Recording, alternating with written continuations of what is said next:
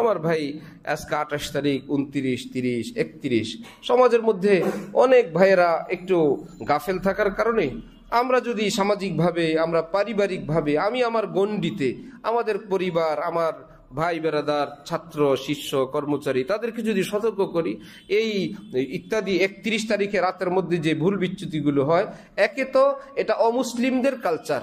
রাসূল সাল্লাল্লাহু আলাইহি ওয়াসাল্লাম বলছেন, মান তাশাব্বাহা বিকাউমিন ফাহুয়া মিনহুম, যে অন্য ধর্মের কালচার গ্রহণ করবে কিয়ামতের দিন সে ওই ধর্মের অনুসারী হিসেবে উঠবে। তাহলে ইসলামের কালচার নববর্ষে বোমা ফুটানো? সাহাবী, তাবী, আউলিয়া কেরাম ফুটাইছেন? এখনো কোন আলেমরা ফুটান? আমরা একটা মুসলিম দেশ, আমাদের সন্তানরা অমুসলিমদের, কাফির মুশরিকদের, যারা আমাদের ফিলিস্তিনি ভাইদেরকে মারে, তাদের কালচার আমরা গ্রহণ করব? লজ্জাও তো হওয়া উচিত।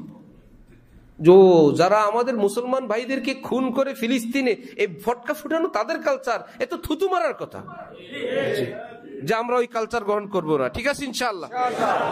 এখানে তো আছে যারা ফটকা ফুটায় না তারা, কিন্তু তাদের বাপ ভাইরা এখানে আছে, তাদের ফ্যামিলির লোকেরা এখানে আছে, তাদেরকে টাকা দেয় হাসতে হাসতে, বছরে একটা দিন বাচ্চা কাচ্চা মজা করে, এই বলেই কিন্তু আমরা শেষ হয়ে গেলাম।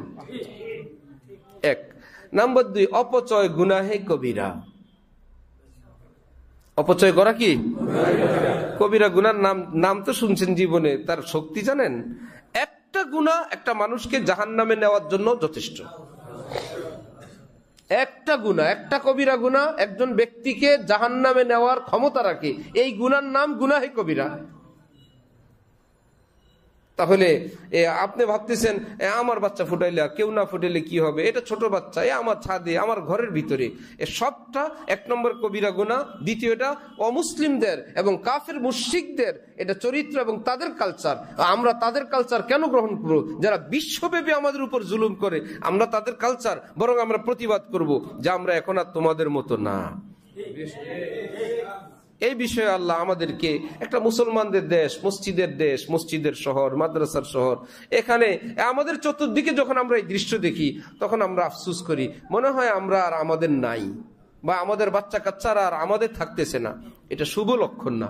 কোনো তাবিজ দিয়ে, দোয়া দিয়ে, ফু দিয়ে আপনার সন্তানকে আপনি মানুষ করতে পারবেন না। মানুষ করার শিক্ষাই একটা হযরত রাসূলুল্লাহ সাল্লাল্লাহু আলাইহি ওয়াসাল্লামের দিন যদি দিতে পারেন তাহলে আপনি মানুষ করলেন। দিন যদি না দিতে পারেন, যাই কিছু দিবেন, আপনি মনুষ্যত্বের শিক্ষা দিলেন না। আল্লাহ সকলকে বুঝ দেন, তৌফিক দেন।